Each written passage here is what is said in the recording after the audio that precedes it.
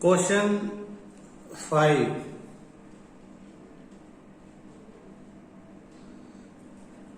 Exercise 9.1 class 6 maths 13/5/2020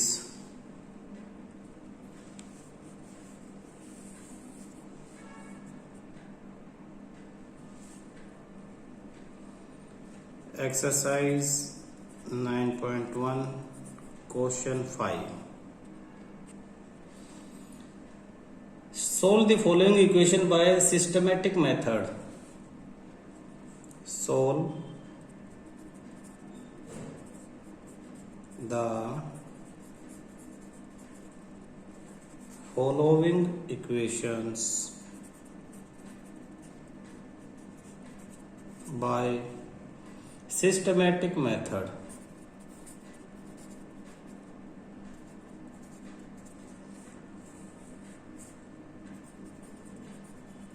पहले हमने solve की थी इक्वेशंस को ट्राई एंड एरर मेथड से, और अब आपको सोल्व करना है सिस्टमैटिक मेथड से। तो सिस्टमैटिक मेथड फर्स्ट आपके पास है 7 - 3x = 4। सोल्व करते हैं। देखना, हमें x वाली टर्म एक तरफ रखनी है और विदाउट x एक तरफ। तो नीचे लिखो सॉल्यूशन, इक्वेशन लिखो 7 - 3x = 4। तो ये 3x माइनस में है, इसे उस साइड ले जाओ इक्वल टू के, और 4 को इस साइड ले आओ। 7 यहीं रहेगा, 7 के नीचे 7 इक्वल टू के नीचे इक्वल टू 4 इधर प्लस में है तो इधर आएगा तो -4, और 3x के सामने माइनस है, ये इक्वल टू को क्रॉस करेगा तो +3x, यानी सिर्फ 3x। अब सिंपल क्वेश्चन है 7 - 4 3 = 3x। हमें x की वैल्यू निकालनी है। x के साथ अब ये 3 किस फॉर्म में है? मल्टीप्लाई में। 3 जब मल्टीप्लाई में है तो इक्वल टू के दूसरी तरफ जाएगा तो क्या हो जाएगा? डिवाइड। तो इसके इधर ये वाला 3 ऐसा कैसा लिखो, इक्वल टू ऐसा कैसा, ये x ऐसा कैसा, इसके साथ जो 3 था ये दूसरी तरफ जाकर डिवाइड, यानी डिवाइड बाय 3। अब हमें पता है 3 डिवाइड बाय 3 कैंसिल होके क्या आ जाएगा? 1। तो 1 लिखो नीचे, इक्वल टू के नीचे इक्वल टू, और यहाँ पे x, और 1 = x, और हम कह सकते हैं कि x = 1। यही आपका आंसर है। दोबारा देखने की कोशिश करो। क्वेश्चन था आपका 7 - 3x = 4। मैंने x वाली टर्म को इक्वल टू के एक साइड और विदाउट x एक साइड लेके जानी है। इधर 7 है तो 7 एज इट इज लिखा, 4 इधर प्लस में तो इक्वल टू के इधर शिफ्ट होगा, इस तरफ शिफ्ट हो जाएगा तो प्लस माइनस में हो जाता है, और 3x के सामने ये जो माइनस है ये जब उधर शिफ्ट होगा तो ये प्लस में आ जाएगा। अब 7 - 4 3, 3x एज इट इज, 3 यहाँ मल्टीप्लाई में, दूसरी तरफ जाकर डिवाइड में, तो 3 divide by 3 1, x = 1। Second part B, 15 divide by x - 1 = 2, 15 divide by x - 1 = 2। Question लिख लेते हैं सॉल्यूशन। क्वेश्चन लिखो 15 डिवाइड बाय x - 1 = 2। तो ये जो माइनस है ये दूसरी तरफ जाएगा। सबसे पहले तो ये माइनस है तो उधर जाके क्या हो जाएगा? प्लस। हम सबसे पहले x वाली टर्म, इस पूरे एक्सप्रेशन में x वाली टर्म को एक ही तरफ रखते, बाकी सब नंबर्स को दूसरी तरफ भेज देते। तो इस टर्म में x है, इसे यहीं रख लो, 15 डिवाइड बाय x यहीं रखा हमने, फिर इक्वल टू, उधर क्या था 2, और इधर वाला -1 उधर जाके हो जाएगा +1। तो अभी हो जाएगा 15/x = 2 + 1 3। अब ये x इधर डिवाइड में उधर जाके मल्टीप्लाई, तो 15 इक्वल टू 3 मल्टीप्लाई x, लेकिन हमें तो सिर्फ x की वैल्यू चाहिए, तो 3 को इस तरफ ले जाके डिवाइड कर देंगे, तो ये हो जाएगा 15 divide by 3 equal to x। अब 3 1 जा 3, 3 5 जा 15, तो 5 इक्वल टू x, और हम लिख सकते हैं x इक्वल टू 5 आपका आंसर है। क्लियर है? थर्ड है आपके पास C, 3x minus 2x equal to 3, 3x minus 2x equal to 3। बोलो 3x में से 2x माइनस होगा तो क्या आ जाएगा? 3x माइनस 2x 1x, इसमें तो कोई दिक्कत नहीं, इक्वल टू 3। 1x को क्या लिख सकते हैं? Simple x equal to 3, answer आ गया, बस यही खत्म। यहां इसमें हमने क्या किया, दोबारा समझो, ये -1 था, इसे इक्वल टू के दूसरी तरफ शिफ्ट कर दिया, ये -1 को हमने इक्वल टू के दूसरी तरफ शिफ्ट कर दिया, तो माइनस प्लस हो गया, तो 2 प्लस 3 कितना हो जाएगा? 3 हो जाएगा। ये x यहाँ डिवाइड में है, तो उधर जाके 3 के साथ ये मल्टीप्लाई हो जाएगा, और अब 3 इधर मल्टीप्लाई में, तो 3 दूसरी तरफ जाके डिवाइड हो जाएगा, 3x के साथ मल्टीप्लाई में दूसरी तरफ जाके डिवाइड, 15 डिवाइड बाय 3 कैंसिल होके 5 आ गया, तो x की वैल्यू क्या आ गई? 5। ऐसे ही फर्स्ट वाले को दोबारा देखो, ये -3x है, तो माइनस है तो दूसरी तरफ जाके ये प्लस का निशान हो गया, यानी कोई निशान नहीं, और 4 इधर प्लस का है, ये इधर आके माइनस हो गया। 7 माइनस 4 3, ये तो आसान है, 7 माइनस 4 3, 3x, 3 इधर मल्टीप्लाई में है, ये वाला 3 इधर मल्टीप्लाई में है, तो दूसरी तरफ जाके डिवाइड हो गया, और 3 डिवाइड बाय 3 1, तो x की वैल्यू क्या आ गई आपके पास? 1। नेक्स्ट क्वेश्चन देखो, D,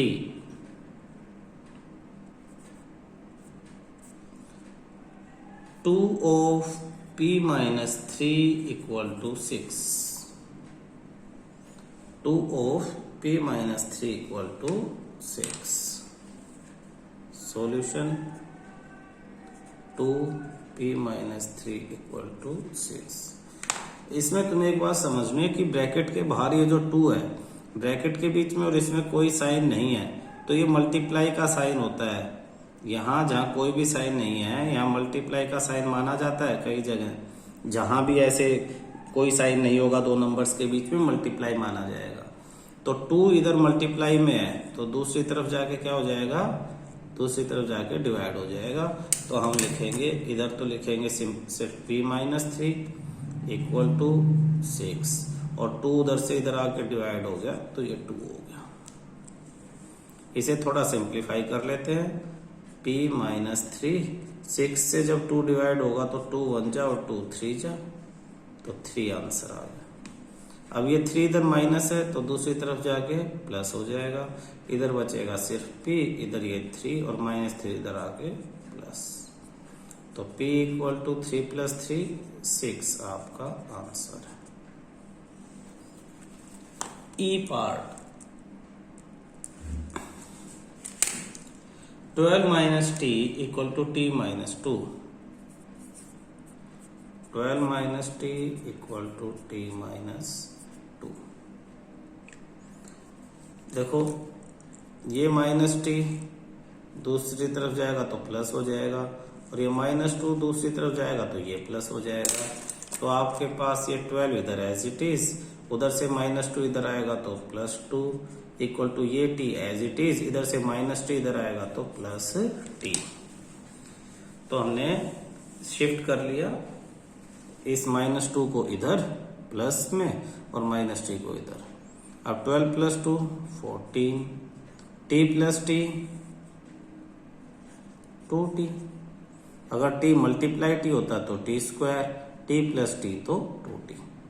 अब 2 इधर t के साथ मल्टीप्लाई है तो ये दूसरी तरफ आके क्या हो जाएगा, डिवाइड, और t इधर अकेला। 14 को जब t से डिवाइड करेंगे तो 7 आंसर आ जाएगा। तो आपके पास 7 इक्वल टू टी, या हम कह सकते हैं t इक्वल टू 7 आंसर है। ठीक है। F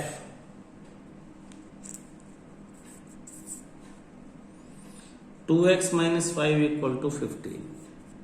2x minus 5 equal to 15.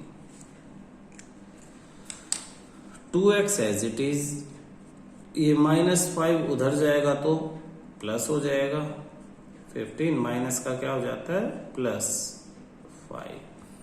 2x equal to 15 + 5 20, x equal to 20, ये 2 इधर मल्टीप्लाई था तो दूसरी तरफ आके क्या हो जाएगा, डिवाइड, तो 20 divide by 2, x equal to 10, 20 को 2 से डिवाइड करेंगे तो 10 आपका आंसर है। जी next question, 2 of 3m - 1 equal to m + 10, ये आपका क्वेश्चन। तो इधर अगर एक ही नंबर होता तो 2 को मैं इधर लाके डिवाइड कर लेता, लेकिन 2 नंबर है तो अब मैं क्या करूंगा, ब्रैकेट के बाहर वाले 2 को, डिस्ट्रीब्यूटिव एक प्रॉपर्टी थी, अंदर दोनों से मल्टीप्लाई कर देंगे। 2 को 3m से भी मल्टीप्लाई और 1 से भी। तो जब 2 को 3m से मल्टीप्लाई करेंगे तो 2 × 3m minus 2 × 1 equal to m + 10 as it is. 2 को 3m से 2 3 जा 6m, 2 1 जा 2 इक्वल टू m + 10। अब शिफ्ट कर लो इधर उधर। कैसे शिफ्ट करेंगे, ये -2 उधर जाके प्लस हो जाएगा और m इधर आके माइनस, तो 6m, ये m इधर आएगा तो -m, उधर 10 था और -2 उधर जाएगा तो +2, 6m - m 5m, 10 + 2 12, तो m equal to 12 divide by 5। 12 को जब 5 से डिवाइड करेंगे तो आंसर कितना आएगा, 5.4, तो m इक्वल टू 2.4 आपका आंसर है। और आप m इक्वल टू 12/5 भी छोड़ सकते हो, इसमें कोई दिक्कत नहीं है। h लास्ट,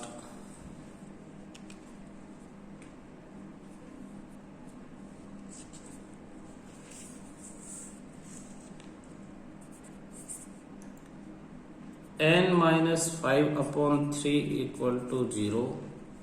ये 3 पूरे के डिवाइड में, पूरे सब के डिवाइड में, तो ये उधर जाके मल्टीप्लाई हो सकता है, तो इधर बचेगा n - 5 इक्वल टू 0 × 3। n - 5, 0 को 3 से मल्टीप्लाई करेंगे तो 0, n इक्वल टू 0 और ये -5 इधर आके +5, तो n इक्वल टू 0 + 5 5 आपका आंसर है। ठीक है। क्वेश्चन 6 नोट करो।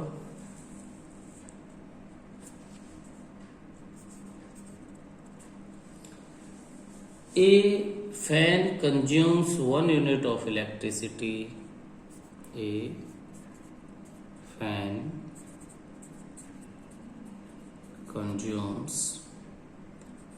1 unit of electricity in 3 hours. In 3 hours. Rahul has 2 fans. Rahul has 2 fans, which consumed 21 units this month. Which consumed 21 units this month.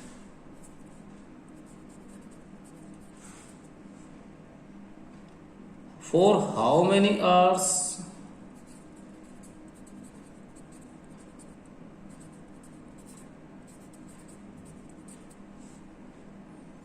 did he use the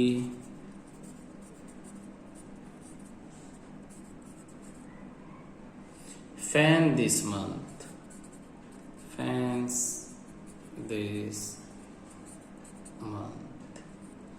question समझना, एक fan consume 1 unit electricity in 3 hours, यानी rough में करते हैं 1 unit कितनी देर में, 3 hours में, एक fan. Rahul has 2 fans which consume 21 units this month. पूरे महीने में 21 यूनिट्स कंज्यूम किए। For how many hours did he huge fan this month. उसने कितने आवर्स के लिए फैन यूज किए।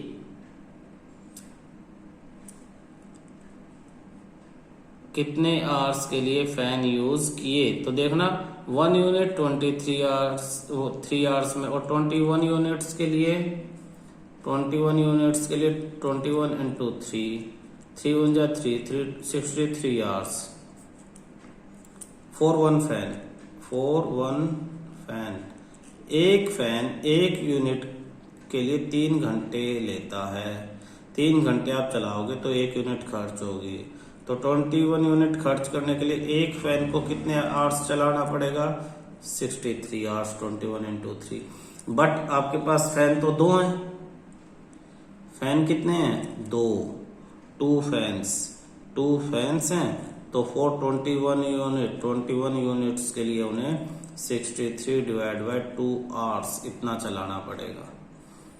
63 डिवाइड बाय 2 आवर्स। क्लियर है। तो अब हम इसकी इक्वेशन भी बना सकते हैं। कैसे इसकी इक्वेशन बनाएंगे, लेट नंबर ऑफ आवर्स, मान लेते हैं कि ही यूज, कुछ इस तरह से देखना, let total number of hours that use the fan this month, hours for which fans are used this month be x r मान लेते हैं, x hours। क्लियर है। तो 2 फैन कितने आवर्स करेंगे, 2 इंटू x hours। अब 3 आवर्स में 1 unit, तो 1 आवर में 1/3 यूनिट, और 2x आवर्स में 1/3 इंटू 2x यूनिट। मैं x के फॉर्म में समझाने की कोशिश कर रहा हूं, तो ये हो जाएगा 2x बाय 3 यूनिट। लेकिन हमें तो क्वेश्चन में दिया है 63, तो इक्वल 21, तो इक्वल टू हम 21 यूनिट लिख देंगे। अब 3 उधर मल्टीप्लाई और 2 इधर डिवाइड। दोबारा समझने की कोशिश करना, मैं फेयर में करवा रहा हूं, दोबारा समझ में आ जाएगा तुम लोगों को। Solution, let total number of hours for which fans are used this month be x। मान लो इस महीने x आवर्स फैन चले, ठीक है। अब देखो 5 घंटे आप पंखे चलाते हो, एक पंखा है तो 5 ही घंटे यूज होगा, और 2 पंखे हैं तो 5 2 जा 10 आवर्स यूज हो जाएंगे। समझ में आया। Total number of hours x, but there are 2 fans, but there are 2 fans, therefore total hours for which electricity consumed consumed electricity कितने घंटे कंज्यूम हुई 2 इंटू एक्स आवर्स, यानी 2x आवर्स कंज्यूम हुई। 5 घंटे सपोज आपने चलाया, लेकिन 2 पंखे हैं तो एक 5 घंटे चलेगा, दूसरा भी 5 घंटे, टोटल 5 इंटू 2 10 आवर्स चलेगी। ये प्रैक्टिकली समझते रहना साथ साथ में, ठीक है। And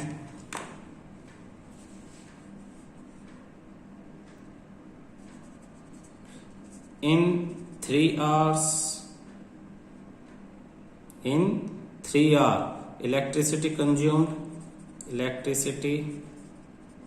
consumed equal to 1 unit, 3 hour में 1 unit. therefore in 1 hour electricity consumed 1 hour में कितना 1/3 यूनिट। हमारे पास कितने आवर्स है 2x, and in 2x hours electricity consumed equal to 1/3 multiply 2x, तो ये हो जाएगा 2x/3 unit. According to the question में कितने यूनिट दिया हुआ है, क्वेश्चन में तो 21 यूनिट दिया हुआ है, तो ये जो हमारा है इसे 21 के इक्वल रख दो, 2x/3 equal to 21।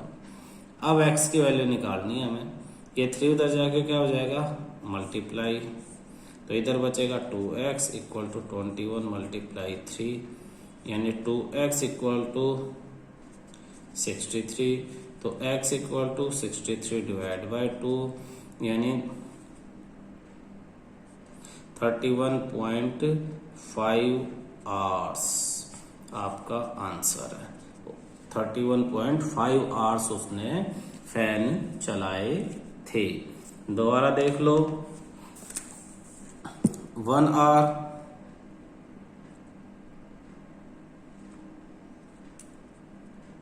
Total hours x मान लिए, 2 फैन है इसलिए 2x इतने घंटे 2x आवर्स हो जाएगा। अब 3 आवर्स में 1 यूनिट कंज्यूम होती है, 1 आवर्स में 1/3, ये 3 उधर जाके डिवाइड हो जाता है, यूनिटरी मेथड।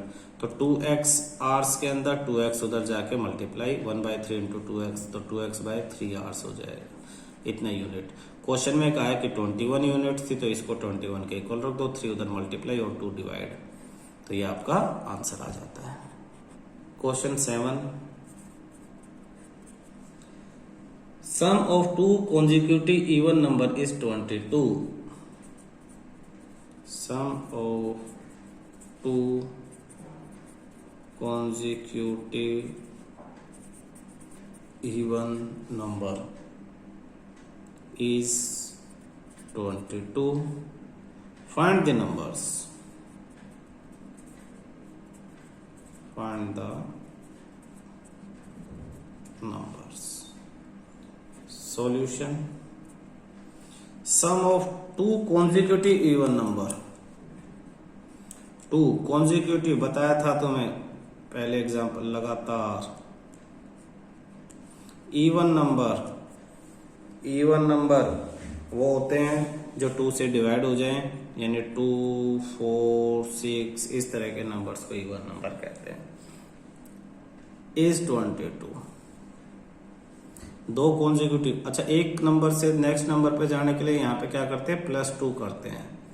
अगर सिर्फ कॉन्जिक्यूटिव नंबर होता तो +1 करते, जैसे 1 2 3 4 5, पर इवन नंबर 2 4 6 तो +2 करना पड़ेगा नेक्स्ट नंबर के लिए। सॉल्यूशन में क्या लिखेंगे, let first even number be x, first even number को x मान लो, then next even number be next हो जाएगा x+2 अकॉर्डिंग टू क्वेश्चन, उन दोनों का सम, तो इन दोनों का सम x प्लस में x+2 equal to is means equal to 22, ये 2 उधर जाके minus x plus x 2x plus 2 equal to 22, तो 2x इक्वल टू 22 प्लस 2 उधर जाके -2, तो 2x equal to 22 - 2 20, x equal to, ये 2 उधर से चला जाएगा, 20 divide by 2, x equal to 10.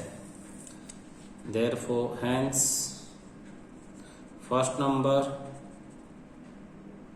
be 10 and second हो जाएगा. देखो फर्स्ट x है, सेकंड x प्लस 2 है, तो फर्स्ट अगर 10 है तो 10 प्लस 2 यानी 12 आपका आंसर है.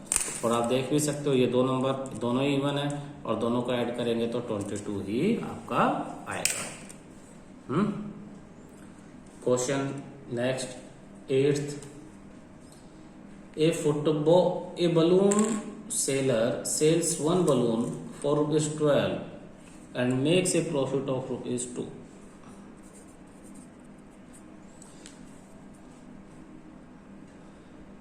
A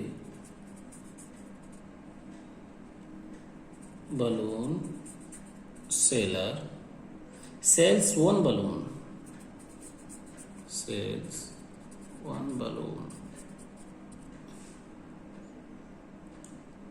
for ₹12 and makes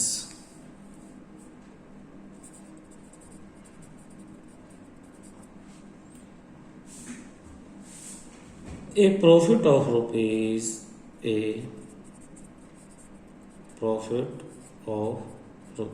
₹2. Today he had collected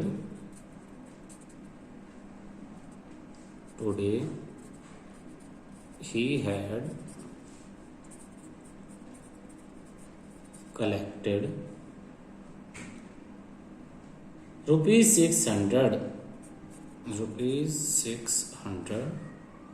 Find the balloon seller's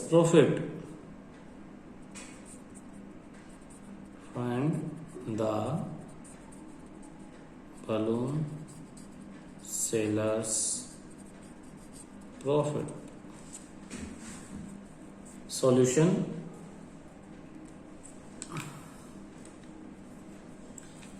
On ₹12 पे प्रॉफिट कितना है 2. On ₹12 profit is ₹2. On rupees unitary method 1, 12 की जगह 1 डिवाइड होगा तो ये भी डिवाइड हो जाएगा. Profit is ₹2 divide by 12. ये 12 इधर आके डिवाइड हो जाता है. ऑन रुपीज कितना 600 प्रॉफिट इज ₹2 डिवाइड बाय 12. जब 1 का पता है 2 बाय 12 तो 600 का मल्टीप्लाई कर देंगे. 600 जैसे एक चीज की कीमत पता है 600 की निकालने के लिए यूनिट मल्टीप्लाई कर देते हैं. सोल्व करेंगे 2 1 जा 2 6 जा 26 कैंसिल हो गए दोनों. अब ये 6 ऊपर 600 अपॉन 6 आ गया आपके पास तो 600 अपॉन 6 कैंसिल होकर 100 आ जाएगा. तो ₹100 आंसर है आपके पास. 600 के उसने बलून आपके सोल्ड आउट किए हैं तो उसको ₹100 का प्रॉफिट